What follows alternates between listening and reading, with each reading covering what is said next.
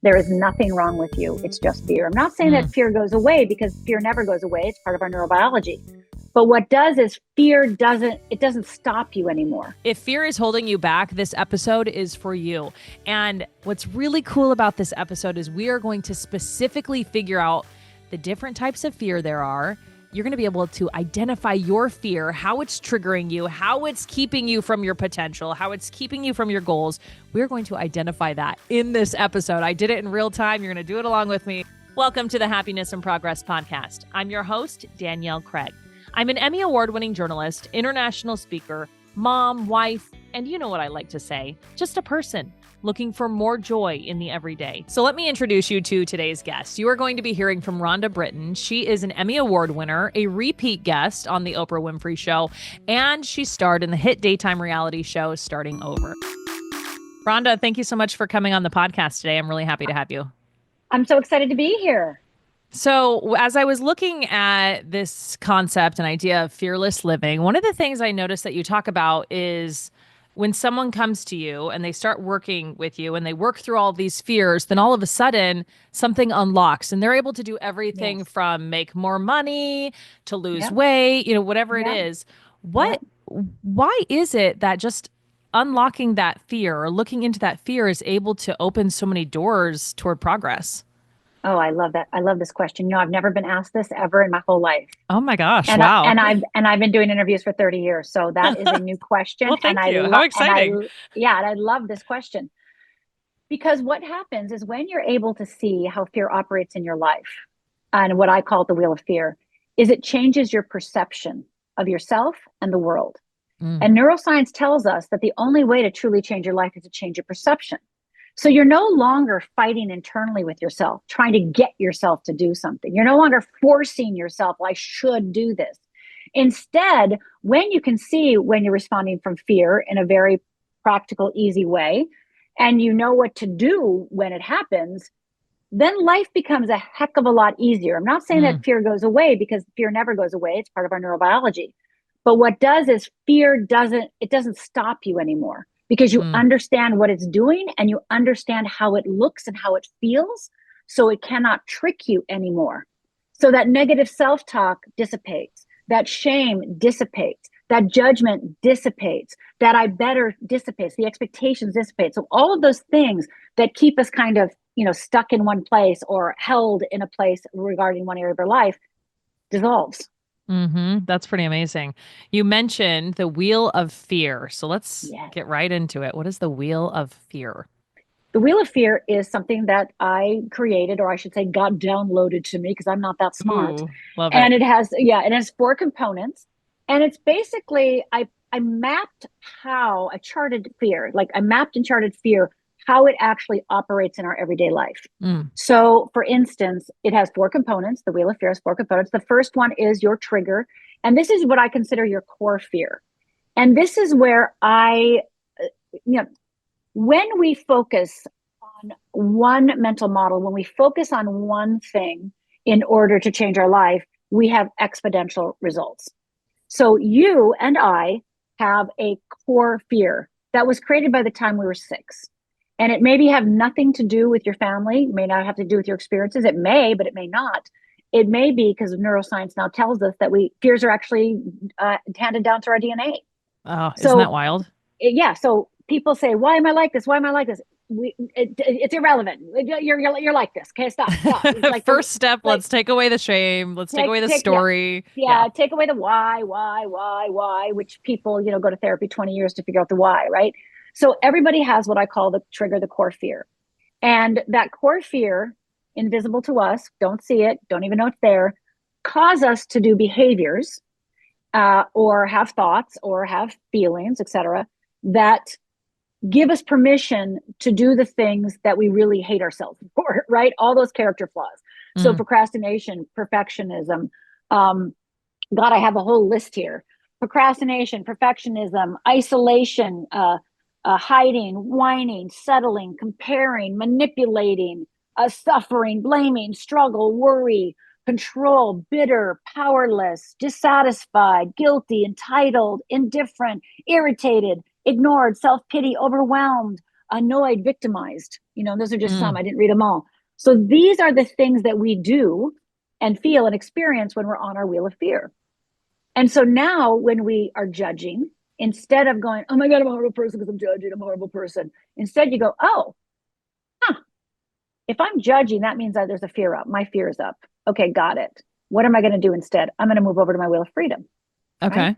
So we've got the wheel of fear, the trigger. So think of that as the 9 o'clock hour.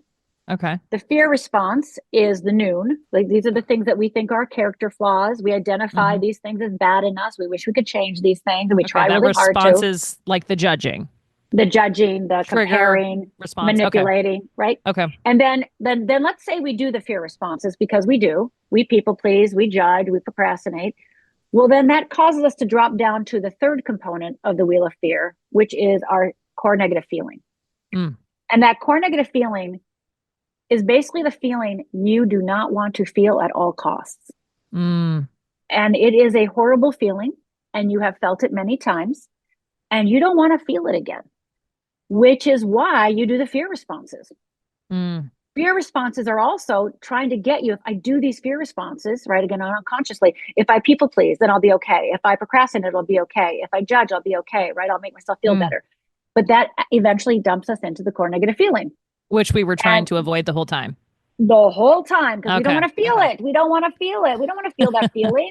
Yeah. Right. And I'll tell you mine is worthless.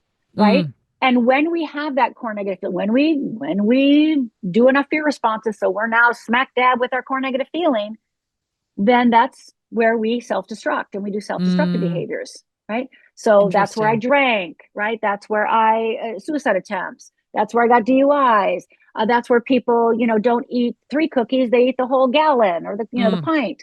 Right. Where you exercise too much or too little. You don't sleep. You sleep too much. Right. So these are all the things you just loathe about. Oh, I just, and you're bad when you're there. Right. Yeah. And you just don't want to get there. Right. Mm. So these are self-destructive. Well, then when you do the self-destructive, now fear has strengthened your neural pathways to say, see, you better do better with those fear responses. You better hide better. You better ABC.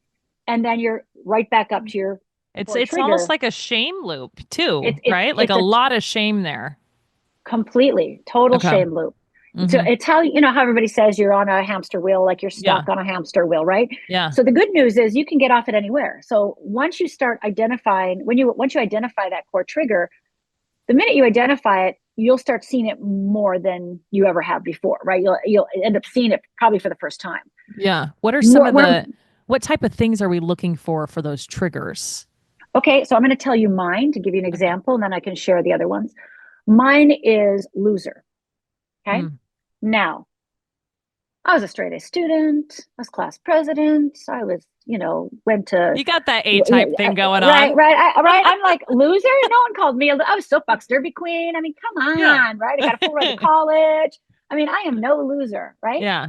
So I designed my whole life to make sure I wasn't seen, thought of, smelled like a loser. Yeah. So now imagine all the things that I did not allow myself to do out of the fear that I might look like a loser if I did it, right? Whether it's relationships, whether it's business opportunities, whether it's A, B, or C, right? So I ran my life, unbeknownst to me, avoiding looking like a loser. So my decisions were not driven by my desire to express myself and be authentic. My actions in the areas that I'm scared in, the areas that are, my growth areas, the areas that are not working out for me, I was doing it from a place of avoidance. Don't do that. Now, I wasn't conscious of it at all. Right. Because the wheel of fear doesn't want to be found, because if you find it, then it can't keep tricking you. You can hop over to the wheel of freedom. Right. Yeah. And that's what it does not want you to do, that because it's trying to keep you safe. And the only way it can keep you safe is by hiding out. And it doesn't want you to see it, because then you'll keep being safe, because fear only cares about keeping you alive. That's all it cares about. Keep you alive. Best intentions. So as you're talking about this, I'm thinking, okay, what is my trigger? So I'm assuming people listening might be thinking the same thing. So where to start? How do you start unraveling that to figure out what your own trigger is? Well, there's exercises that I put in my book, Fearless Living. I also have a course, Fearless Living Transformation Program. But the thing to do here, let me just grab some here. I'm just And going to do I'll a quick. link both as you're looking. I'll link Okay, both in show great, notes. great, great. And so I'm going to read some words to you. And on a scale of 1 to 10, 10 being, I definitely do not want anyone to think that of me ever. Okay. And 1 being, I could care less if people think that of me. Okay. Mm-hmm. Now, to add some pressure to it, I want you to think of somebody you really love and admire. Really, really love and admire, like really think of. Now, what people always say is, well, they would never say that to me. I get it, but let's imagine they do. Let's imagine that they're having to come into Jesus talk with you. Mm. And they're coming to you, Danielle, and they're saying, Danielle, this is really hard for me to say. Danielle, this is really hard for me to say. This is the last thing I ever wanted to say, but I see you struggling. And I just feel like I got to tell you the truth because this is the thing that keeps locking you down.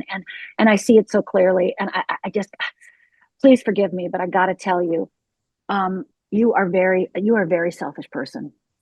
You are so selfish, right? Uh-huh. Right. So some people, when they hear the word selfish, they're like, oh my God, right? That's their word Yeah. because, yeah, right. Another word, you are stupid. You are Yeah. stupid. You are not smart enough to do what you are trying to do. You're just not smart enough. Weak. You are a weak person. You don't have the stamina, the resilience to make this happen. Incompetent. You're incompetent. Everything you try doesn't really work out for you, does it? Competence. You're very ordinary. There's nothing special about you. Mm. A loser. At the core, loser. That's mine, right? Loser. Mm-hmm. At the core, you're never going to make it. You just have that loser. You're just a loser. And every time you try, that's why you fail. You're a fake. You and I both know you fake your way through life. Ultimately, you're lazy. You run around doing a whole bunch of things, but you and I both know none of it matters. So you're just lazy. You're not really willing to do the work necessary. You're invisible. Nobody can see you. You just keep yourself invisible. Or rejected. You and I both know you reject yourself over and over again. You reject yourself over and over again. Before anybody else can reject you, you reject you. So those are the 10 core fears that people have. Yeah. And I'm going to have to sit with that for a minute because I'm like, ooh, I don't know. I don't know which one. But I'm imagining too that as someone was listening, like one hit more than the others. One hit, yeah, one hit more. But also what I find, and I train my coaches to do this, there's usually for many people, they're like, well, no, that's not mine. No, that's not mine. Right. Like that's not mine. But it is theirs. Yeah, because they're so in denial. They're so don't want to admit it to themselves that they will fight tooth and nail. And then we have a whole process we put people through, my coaches in my workshop, in my book, put you through that basically take down your, your fighting mentality against it, right? And help you surrender to see what's truly clearly yours. And then what happens when you identify it, which is so cool, is you kind of look at your life and go, oh, okay. That's why I dated that person. That's why I broke up with that person. That's why I went to college, didn't go to college. Why I took that job. Why I stay in that job. Why I didn't, maybe like you start seeing all the places where you are not fulfilled, and you start noticing how that fear has been wiggling in there all this time. Wow. Okay. Whew. need a minute. That is so interesting. I really felt the selfish one when you first said it, but I think maybe that's because that was the first one you said, because then when you got to, you're really ordinary, I was like, oh, am I so ordinary? Yes. Interesting. And I got ordinary people, ordinary triggers, people that have ordinary triggers. And I'll say this, you are not your wheel of fear. You are not your real fear. You're not your real fear, right? Like I'm not a loser just because my trigger's a loser, right? Yeah. And if yours is ordinary, you're not ordinary because your trigger's ordinary. But ordinary is what trips you up. Yeah. Desire to not be ordinary, right? So I have a whole section in my book, Fearless Living, about ordinariness, because so many people have the ordinary trigger. A lot of people have ordinary trigger. And they're actually not willing to do the day-to-day grunt work that is needed and necessary to actually make things happen, because they keep thinking they're going to be, well, and they believe in miracles. That's the cool thing. They believe in like magic and miracles and like it's going to happen, and they believe in all that. But then they're not doing the work or having the intention of meeting those miracles and magic and opportunities and possibilities. You know? So that's how many ordinary people show up. Now, not everybody, but many ordinary people show up. Yeah. So then, right? So then when you have that thing like ordinary, ooh, so imagine. So what would my fear response be? Like, go do something, go achieve something. I have, a similar list to you of all the things I did in high school, and I was student body, whatever, all the things. Right. And now I'm like sitting here thinking, oh my gosh, was I just trying to prove, like, look at me, guys, I am really special. I'm so embarrassed. Let's go. Let it be selfishness. I don't know. Yeah, but this is the thing. So this is why the wheel of fear is different for everybody. So let's say, for the sake of the conversation, your trigger is ordinary. Okay. Well, we would start listing your fear responses. Now, a different ordinary trigger would have maybe different fear responses. Right. So think about all the things that, irritate you about you, the things you wish you could dump on the side of the road and never pick up again. So, do you procrastinate? Do you get overwhelmed? Do you people please? Do you judge yourself? Do you get defensive? Do you manipulate? Do you control? So in my book, and I have a list of 100 different options, and you just check them. Well, yeah, I do that. Yeah, I do that. Yeah, I do that. Yep, I do that. Okay, I do that. Yep, I do that. Because you know your fear responses. Yeah. What you do. You know what you do when your back's against the wall. You know when you're trying to hide out. You know what you do. So, whether it's avoiding the world, whether it's not going to the party, whether it's saying you're too busy, whatever it is, or maybe doing more. My loser trigger, one of the things that I can do is brag. Oh, look at all the things I've done. I'm amazing. Right. Yeah. So I have to be really, really clear that I am bragging from my essential nature on my wheel of freedom of authenticity. Like, yes, I really did do these things. Where on my wheel of fear, I exaggerate, right? I exaggerate and make it bigger and better than it was, right? Like, it's like, oh, it's always amazing, right? So I have to make myself better out of the fear of being a loser. I have to make myself better, make up for the loser-ness in me, right? Now, again, I'm not a loser. You're not ordinary, but the wheel of fear has convinced us that we are in our unconscious, right? And that was formed by the time, like I say, we were 6 or 7. So this is part of our neurobiology. It's wired in us. So this model was downloaded to me. And I got to tell you, when I got this, and I just see this over and over in people, it's a game changer. Like I said, it's just a game changer, because there's no shame anymore. No shame. You're not judging because you're a horrible person. You're judging because you're activated by fear. Okay. All right, darling, sweet girl, you're got fear going on. Okay. Get on over to your wheel of freedom. Yes. Okay. Right? So let's make that jump. How do we get to the wheel of freedom? What does that look like? Well, the wheel of freedom is 4 components as well. Ever heard the phrase righty tighty, lefty loosey? Okay. So the wheel of fear is righty tighty, right? So we're tightening up. We're going from the trigger to the fear response, it's tightening up to the, to that core negative feeling, to that self-destructive, and we're just tightening ourselves. Yeah. Well, you can feel that. Yeah. Yeah. Right. Well, in the wheel of freedom, it's lefty loosey. Now at the 3 o'clock mark on our lovely clock, we have what's called the essential nature. Now, your essential nature is that part of you that you left behind many years ago. The part of you that it's too vulnerable, it's too precious, and you hid it. Now, I want to say one thing.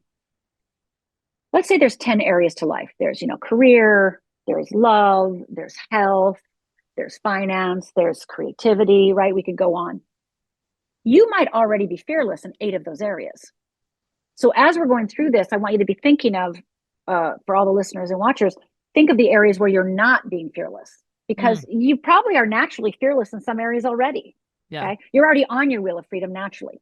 We're talking about the places where you're on your wheel of fear and you can't find your wheel of freedom, right? You can't get on it. So the wheel of freedom starts with that essential nature. And remember, that is the part of you you hid that wasn't safe.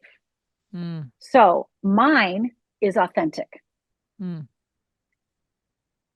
I have my first quote that I ever wrote down in a notebook when I was like 10 years old was all about being authentic. I've admired people that are authentic. I look up to them and go, oh my God, they're so authentic. But I couldn't be when I'm in fear, because why? If I really think in my fear I'm a loser, can you really be authentic then? Yeah, no, because right. No, because they'll know you're a loser. They'll know you're a loser. But you aren't.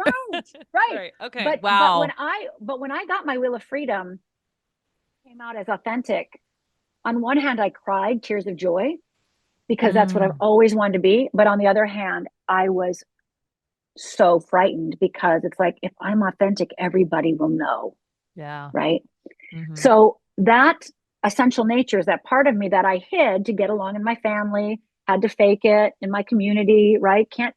You're Rhonda, you're too much, you're too this, you're too that, you're too, whatever I was.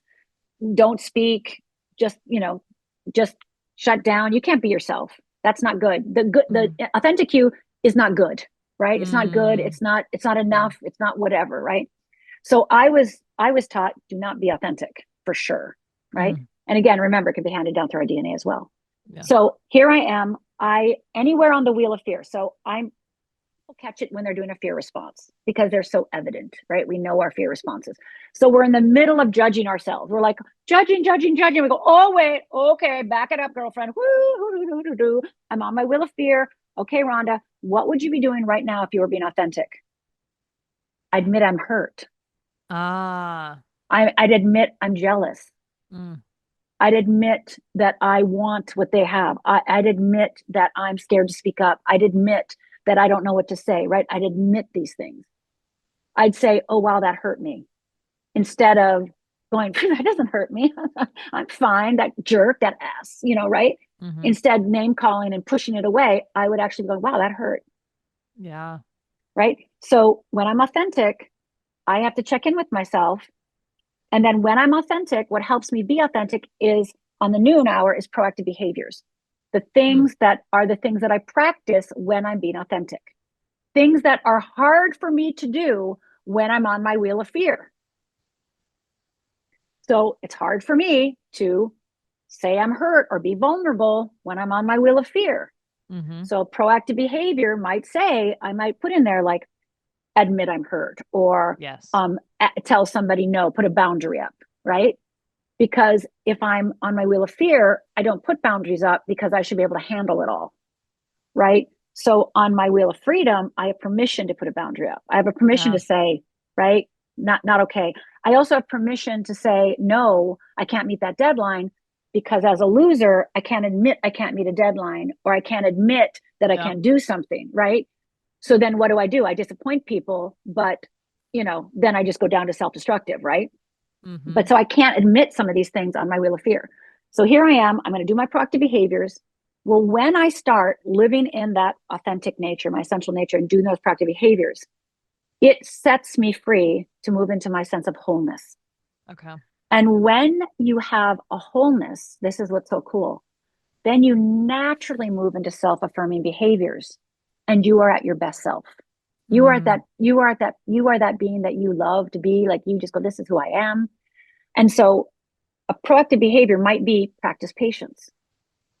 But when you're in self-affirming behaviors, you're naturally patient. You have all the patience in the world. You don't have to try to be patient. You just are patient, right? You have to practice speaking up. When you're self-affirming, you naturally speak up. Yeah. So those things become, they're easy and effortless when you are living in your wholeness, when you have all the parts of yourself back. Oh, I love that. Can we go back just a minute to essential nature? Can you give us some examples of those? So yes, let me do the same thing. Yeah, let's do it. Let me do some essential nature. Yeah, let's do it. So I am going to give you the 10 essential natures. And I want to be really clear. Essential natures are how you treat yourself, what you think about yourself. So for instance, there's one essential nature that's compassion. Yeah. Okay. And people go, oh my God, I'm so compassionate. And I say, with other people? What about with yourself? And they're like, Oh. Okay. Okay. So it's not about how you treat others. Treat yourself, how you are with Okay. yourself. And this Okay. is the thing that we hid it away when we were younger, and it's the hardest for us to do Access when we're now. afraid. Right. It's Okay. Okay. when the wheel of fear is in patrol, this is the hardest to us to access. Okay. When we are, on the wheel of freedom, it's easy for us to access, right? But it's the thing that you just shut down right away about yourself. Yeah. Okay.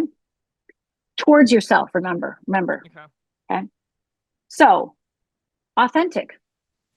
How authentic can you be with yourself? And then of course with others as well. But for first yourself, how much can you tell yourself the truth about what's really going on with you? How authentic can you be? How creative can you be? How much creativity can you let loose of your true nature? Or did you hide that long time ago? Can't think out of the box, won't let yourself. That's too dangerous. Wonder what crazy ideas you're going to get, right? So creativity. Compassion. How compassionate are you with yourself? How tender are you with yourself? Accountable. Oh, people hate to get this one, but they know when people get the accountable essential nature, it's like they're like, it's true. Why can't I have loving or something? Why do I have to have accountable? Right. But we lose our accountability when we're on our wheel of fear. We just throw that out the window. So accountable is an essential nature to your dreams, to your wants, to your desires. Loving to yourself. Beautiful. See yourself as a beautiful being and allow yourself to be that beautiful being. Because again, everybody else is beautiful, but not me. I can't be beautiful. Yeah. Courageous for yourself, for you. Focused. And again, people that get the focused one, they're the same with accountability. Why can't I have one of the pretty ones? It's like, tough luck, you got focused. So focused, right? And because they won't focus on their own dreams and goals, right? They'll focus on everything else, but they will not do the work to focus on what's really true for them.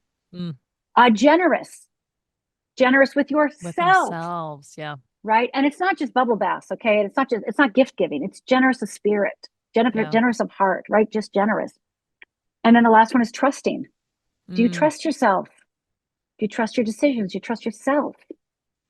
So these are the 10 wheel of freedoms, the essential natures that we, leave behind. So when we're fear, we can't trust ourselves. We got to trust, let somebody else. We got to trust somebody else.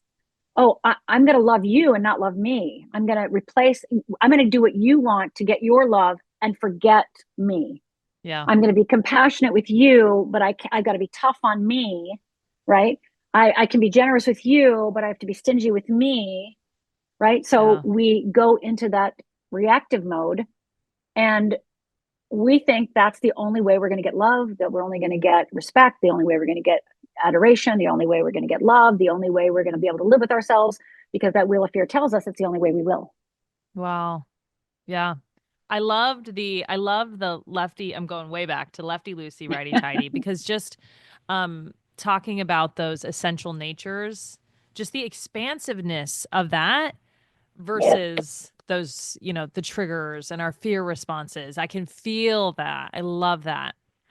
Let's see, we're going to wrap up here. Okay. If someone, go ahead, come up with that good one. Give me that good too question, much Danielle. pressure. Is this question going to be ordinary? Yeah, exactly. Let me Probably. dig a hole. But okay. but you already asked me that extraordinary question in the very beginning, remember? Okay. One that no one ever asked me already. Okay. Ooh, you're so good and amazing. You're special. I'm going to talk about you all the time. Oh my gosh, my poor inner child. Okay. Let's see. If someone is just starting this today, what would be the one piece of advice you would want to give them as they go through this journey and this work? One thing that I want everyone to hear right now, and if I could get you to soak it into your cells and believe me 100%, it would be this. There is nothing wrong with you. It's just fear. There's nothing wrong with you. It's just fear. There's nothing wrong with you. It's just fear. So when you think you're being your worst, when you think you're being selfish, when you think you're, not fighting for yourself, when you think you're being whatever it is that you do, you know what you do, you know what you do. When you're doing those things, instead of judging yourself and shaming yourself and beating yourself up, stop right there and say, this means that I am afraid. And oh, by the way, when your fear is activated, it means you're contemplating moving into the unknown, meaning you're contemplating a risk. Fear doesn't come to visit you unless you're planning something. And again, it may not be something you're actively doing. It might be just a thought in your head, or it might be just an energetic feeling that you're about to bloom, right? Yeah. And fear is going, okay, she's about to do something crazy. Shut her down, shut her down, shut her down, shut her down, right? I just picture the Inside Out character's version of this. Yeah. And so the first really easy thing for you to start doing is just start writing down your fear responses. Yeah. You already know you do them. Write them down. And then ask yourself, well, if this is only fear, what would I do instead? Just start there, right? Just start paying attention to your fear responses and quit labeling them as judgments, character flaws, making yourself feel bad about yourself because you do these things. No, fear causes you to do it in order to keep you safe, because fear loves you. Fear loves you. It loves you. So when you know that, you can be like, oh, you little rascal fear. Okay, you want to shut me down. I get it. But you know what? I've got this. I'm okay. Yeah. I can handle this. And fear's going, no, you can't. You're going to be like, yes, I do. Never argue with fear, by the way. I got it, fear. I'm good. Well, it's going to be bad. And you're like, okay, it's going to be bad. Well, I mean, it's just going to be it's going to be horrible. Yeah, it's going to be horrible. People are going to hate you. Yeah, people are going to hate me. I'm good. I'm going to go do it anyway. Yeah. And then fear has nothing to fight against. Fear has nothing to fight against. That's great. The very last question that I ask everyone is, what is your number one tip for finding more joy in the good, the bad, and the in-between? What's the number one? Live your authentic nature. Love it. Live your essential nature. That's great. Because that's where joy lives. Yes. Oh, wait, I forgot to give my free gift. Oh my gosh, I got to give my free gift. Yeah. Because this is going to support so many people. So fearlessliving.org/risk, RISK, fearlessliving.org/risk, RISK. Go and get my course, Stretch, Risk, or Die. And it is going to help you understand what is stopping you from going for that dream, that goal, that thing that you want to make happen, whether it's health, money, etc. And it's 3 15-minute videos. Come on, gang. It's easy. Workbook, examples. And at the end of that third 15-minute video, I actually explain the Wheel of Fear in more detail. And there will be a link in show notes to make it really easy. Rhonda, thank you so much for coming on the podcast. I really, really appreciated it. Really loved learning about my fear in real time. But now it has a name. So that's wonderful. Thank you so much. You're welcome. Be fearless. I hope you still love me, even though you now know my fear. What's so interesting about this whole conversation is, to me, it's really important that people know that they're special, that people know they're extraordinary. And when I see anybody, I can see so easily, so quickly, so simply, like how incredible they are as a human being. And for that ordinary fear to just just hit me right, really, really was interesting, really interesting for me today. And I have some work to do, I think, to kind of get to the root of this. I was kind of surprised that's where I landed. Anyway, lots of stuff for you in show notes. You've got a link to Rhonda's book. You've got a link to her website and a link to that freebie. So you can find that all in show notes. If you are not already subscribed, don't forget to hit subscribe. And thank you for being here on Happiness and Progress.